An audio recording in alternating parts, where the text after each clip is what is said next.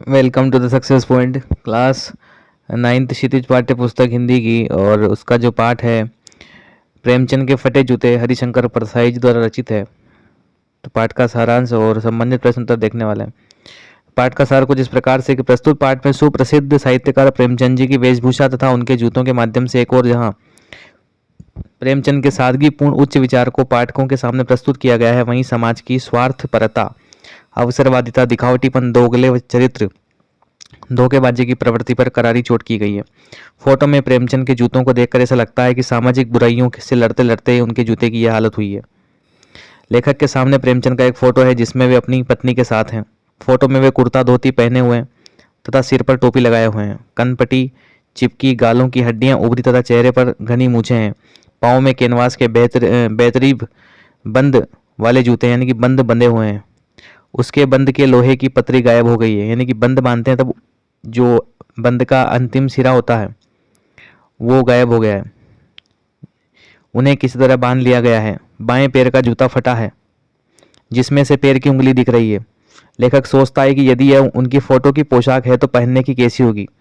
मतलब जनरली हम फोटो खिंचवाते हैं तो जो सामान्य कपड़े या सामान्य जो भी चीज़ हमने पहनी होती है उससे हम अच्छा दिखने का प्रयास करते हैं जब फोटो खिंचवाते हैं तब। तो कवि ने जब उनको उनकी जब फोटो देखी तो ये सोचा कि जब व्यक्ति फोटो में ऐसी हालत में है तो सामान्य तो कैसा होता होगा फिर। लेखक सोचता है कि साहित्य के इस पुरखे को अपने जूते फटे होने का जरा भी एहसास नहीं है, कोई भी लज्जा या झेप नहीं है, क्योंकि चेहरे पर बड़ी बेपरवाही भरा विश्वास है। उनकी अधूरी मुस्कान देखकर लेखक सोचता है कि यह मुस्कान नहीं है, इसमें उपहास एवं व्यंग छिपा है। ऐसा लगता है कि वे फोटो खिंचाने का बहुत इच्छुक नहीं रहे होंगे, पत्नी के आग्रह को टाल न सके होंगे और अच्छा कहकर फोटो खिंचाने बैठ गए होंगे। इससे अच्छा तो वे मना ही कर देते। लेखक फोटो को देखते देखते उनके क्लेश को भीतर तक महसूस करके रोने की स्थिति में आ जाता है। वह सोचता है कि लोग फोटो खिंचाने के लिए जूते, कोट और यहाँ तक कि दूसरों की बीवी तक उधार मांग लेते हैं।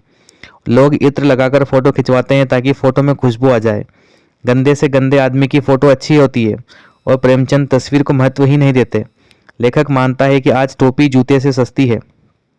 अब इस लाइन का बहुत मार्मिक अर्थ है, टोपी जूते से सस्ती है, अर्थात कि टोपी इज्जत का प्रतीक है, सम्मान का प्रतीक है, और जूता जो है वो दास्तां का। जैसे किसी व्यक्ति, कोई अमीर व्यक्ति जब होता है तो उसके नीचे हजारों टोपियां यानी कि हजारों लोग जो है अपने सम्मान में सर झुका देते हैं।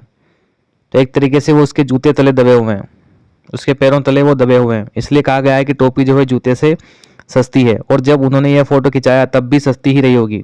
महान कथाकार, उपन्यास सम्राट, युग प्रवर्तक आदि नामों से प्रसिद्ध होने वाले ने फोटो में भी ऐसे जूते पहने हुए हैं। लेखक प्रेमचंद के जूते से अपने जूते की तुलना करते हुए कहता है कि उसका भी जूता कोई अच्छा नहीं है, ऊपर से अच्छा दिखने वाले जूते का तला घिसा हुआ है। मतलब जो हरिशंकर परसाई लेखक जो ये पाठ लिख रहे हैं उनका जूता नीचे से फटा हुआ है, जबकि लेखक का जूता सामने से फटा हुआ था और उंगली उसमें से बाहर आ रही थी। इससे अंगूठा घिसकर लहूलुहान हो गया है। तला घिसते घिसते पूरा पंजा घायल हो जाएगा पर अंगुली नहीं दिखेगी। मतलब लेखक का जूता नीचे से फटा हुआ है तो उनको नीचे से चोट लग रही है पैर में, और पैर लहूलुहान हो गया, परंतु सामने वाले को देखने पर पता नहीं चल रहा है कि जूता फटा हुआ है, क्योंकि वो जूता कहाँ से फटा हुआ है, नीचे से। लेखक फोटो की ओर इशारा करता हुआ कहता है कि तुम्हारे पाँव सुरक्षित हैं पर अंगुली दिख रही है, मेरी अंगुली ढकी है पर पंजा घिस रहा है, मैं तुम्हारी तरफ फटा जूता नहीं पहन सकता हूँ। लेखक प्रेमचंद की मुस्कान के बारे में अनुमान लगाता है और पूछता है कि क्या होरी का गोदान हो गया, क्या पूस की रात में नीलगाय हल्कू का खेत चर गई, या सुजान भगत का लड़का मर गया क्योंकि डॉक्टर क्लब छोड़कर नहीं आ सकता, अथवा माधो औरत के कफन के चंदे की शराब पी गया। यह वही मुस्कान मालूम होती है। मतलब ये जितनी भी लाइनें कही गई हैं ये सब लेखक इस मुंशी प्रेमचंद जी की रचनाएं हैं, तो उनकी रचनाओं में से लाइनें कही गई हैं, उनका उदाहरण लिया गया है कि ऐसा होने के बावजूद भी लेखक क्या कर रहा है, हंस रहा है और फटे जूते पहन रहा है। ऐसा क्या हुआ। लेखक सोचता है कि प्रेमचंद का यह जूता आखिर फटा कैसे। क्या बनिए के तगादे से बचने के लिए दूर तक चक्कर लगाने हुए लौटते हैं, यानी कि जब किसी के बनिए के पैसे हमको देने होते हैं तो व्यक्ति क्या करता है कि दूर कहीं रास्ते से होकर निकल जाता है, उसके सामने से नहीं निकलता। तो हरिशंकर परसाई जी उदाहरण लेते हुए कह रहे हैं कि क्या लेखक को बनिए के पैसे देने हैं इसलिए वह उसके सामने से नहीं निकल के लंबे रास्ते से निकल रहा है, इसलिए उसके जूते फट गए हैं, या फिर किसी कठोर चीज पर ठोकर मारते मारते जूता फट गया है। तुम रास्ते के टीले या उस कठोर चीज से बचकर तभी निकल सकते थे। मतलब कवि कह रहा है कि तुम्हारे जूते फट गए तो तुम्हारे सामने या तो क्या कोई टीला आ गया था इसलिए तुम्हें ठोकर लगी इसलिए जूते फट गए, तो तुम चाहते तो उससे बचकर भी निकल सकते थे। उससे टकराना जरूरी था क्या? शायद समझौता न कर पाना तुम्हारी कमजोरी थी, वही नेम धर्म की कमजोरी जो होरी को ले डूबी थी। अब ये भी लेखक की कहानी का पात्र है, मुंशी प्रेमचंद जी की। लेखक अनुमान लगाता है कि यह तुम्हारी उंगली इशारा कर रही है। तुम जिसे घृणित समझते हो उसकी तरफ हाथ से नहीं पैर से इशारा करते हो। मैं तुम्हारी उंगली और मुस्कान का इशारा समझता हूँ। तुम अंगुली छिपाकर तलवा घिसाए चलने वालों पर हंस रहे हो, क्योंकि तुम्हारी उंगली भले ही बाहर निकल रही हो पर पाँव तो बच रहा है। जिनका तलवा घिस रहा है वे चलेंगे कैसे? मैं तुम्हारी इस व्यंग्य मुस्कान को समझ गया हूँ।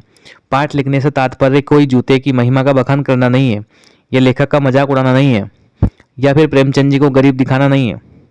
पाठ लिखने का उद्देश्य यह है कि लेखक का जूता फटा हुआ है। कहाँ से फटा हुआ है? सामने से। उससे तात्पर्य है कि जो व्यक्ति अपने जीवन में कठिनाइयों का सामना करते हैं, मुसीबतों का सामना करते हैं, अक्सर करके उनका जूता सामने से फटा हुआ होता है, क्योंकि उससे पता चलता है कि लेखक ने अपने जीवन में कठिनाइयों का सामना किया है। कठिनाइयों के जस्ट सामने आकर के उन्होंने सामना किया, उनसे बचकर निकलने का प्रयास उन्होंने नहीं किया। और जो व्यक्ति उन कठिनाइयों से बच करके निकलने का प्रयास करते हैं उनका जूता सामने से नहीं फटता, उनका जूता कहाँ से फटता है? तलवे से फटता है, नीचे से फटता है। और जब नीचे से फटता है तो उसका पूरा पंजा ही लहूलुहान हो जाता है, यानी कि उनका पूरा जीवन ही बर्बाद हो जाता है जो कठिनाइयों का सामना नहीं करते हैं। तो इस कहानी लिखने के उद्देश्य के पीछे ये शिक्षा थी। अब चलते हैं क्वेश्चन आंसर की ओर। पहला प्रश्न, हरिशंकर परसाई ने प्रेमचंद का जो शब्द चित्र हमारे सामने प्रस्तुत किया है उससे प्रेमचंद के व्यक्तित्व की कौन सी विशेषताएं उभर कर आती है?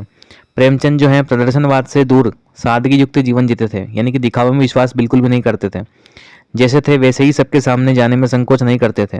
प्रेमचंद के विचार उच्च थे, उन्होंने कई सामाजिक बुराइयों के खिलाफ अपने साहित्य में लिखा भी है। प्रेमचंद एक स्वाभिमानी व्यक्ति थे, वे सर्वश्रेष्ठ साहित्यकार थे। लेखक ने उन्हें साहित्य पुरखा भी कहा है। स्वाभिमानी किस प्रकार से थे? क्योंकि यदि हमारा जूता फटा हुआ या हमारे पास कोई चीज़ नहीं है तो हम पड़ोसी या अपने मित्र से मांग लेते हैं, लेकिन लेखक ऐसे नहीं थे, स्वाभिमानी थे, किसी से कुछ भी नहीं मांगते थे। प्रेमचंद को समझौता करना मंजूर न था, वह हर परिस्थिति का डटकर मुकाबला करते थे। अब सही कथन के सामने राइट का निशान लगाना है। बाएं पांव का जूता ठीक है मगर दाहिने जूते में बड़ा छेद हो गया है जिसमें से अंगुली बाहर निकल के आई है। तो ये कथन सत्य है या असत्य है, ये हमें बताना पड़ेगा। तो ये जो कथन है ये असत्य कथन है।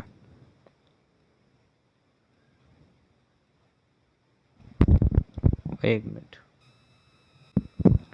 नीचे दी गई पंक्तियों में निहित व्यंग को स्पष्ट कीजिए। जूता हमेशा टोपी से कीमती रहा है, अब तो जूते की कीमत और बढ़ गई है और एक जूते पर 2500 टोपियां न्यौछावर होती है। तो ये व्यंग जूते का आशय ताकत एवं शक्ति प्रदर्शन से है तथा टोपी मान मर्यादा तथा इज्जत का प्रतीक है। आजकल लोग इज्जत से ज़्यादा ताकत को महत्व देते हैं, भले ही वे सिर्फ अपना काम निकालने के लिए ऐसा करते हों। आज लोग अपने शक्ति सामर्थ्य के बल पर अनेक टोपियां यानी कि सम्मानित एवं गुणी व्यक्तियों को अपने जूतों पर झुकने को विवश कर देते हैं। इसलिए कथन कहा गया था। तुम पर्दे का महत्व नहीं जानते, हम पर्दे पर कुर्बान हो रहे हैं। प्रेमचंद ने कभी वास्तविकता को कभी ढकने का प्रयास नहीं किया, उन्होंने अपनी कमियों को कभी छिपाने का प्रयास नहीं किया। वे भीतर बाहर एक समान थे, जबकि लेखक दिखावे की प्रवृत्ति के कारण स्वयं ही अपने पैर को लहूलुहान करता जा रहा था। और दूसरी तरफ प्रेमचंद को कोई चिंता नहीं थी कि लोग उनके फटे जूते के लिए क्या कहेंगे, यानी कि आप दिखावा करेंगे तो जीवन बर्बाद हो जाएगा, जिस प्रकार से लेखक का जो पैर बर्बाद हो गया था, क्योंकि लेखक दिखाना नहीं चाहता था, इसलिए जूते कहाँ से फटे? उसके नीचे से। जिसे तुम घृणित समझते हो उसकी तरफ हाथ की ही नहीं पाँव की अंगुली से इशारा करते हो। प्रेमचंद ने सामाजिक बुराइयों को अपनाना तो दूर उनकी तरफ देखा भी नहीं। प्रेमचंद गलत वस्तु या व्यक्ति के हाथ से नहीं बल्कि पाँव की अंगुली से ही संबोधित करना उचित समझते थे गलत व्यक्ति को।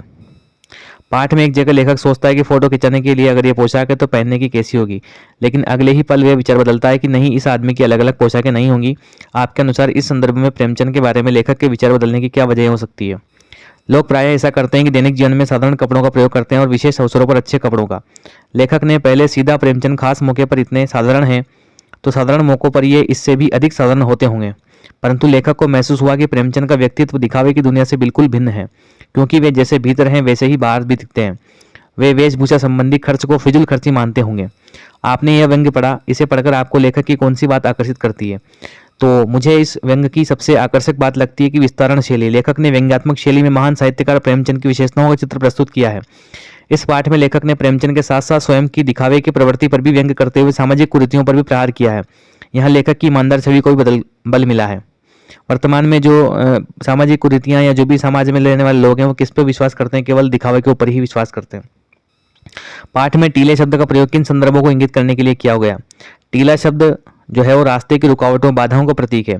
इस पाठ में टीला शब्द सामाजिक कुरीतियों, अन्याय तथा भेदभाव को दर्शाता है, क्योंकि ये मानव के सामाजिक विकास में बाधा उत्पन्न करती है। इस प्रकार से जो है पाठ के क्वेश्चन आंसर, पाठ का सार देखा। आशा करता हूँ वीडियो अच्छा लगा होगा। मिलते हैं नेक्स्ट वीडियो में। धन्यवाद।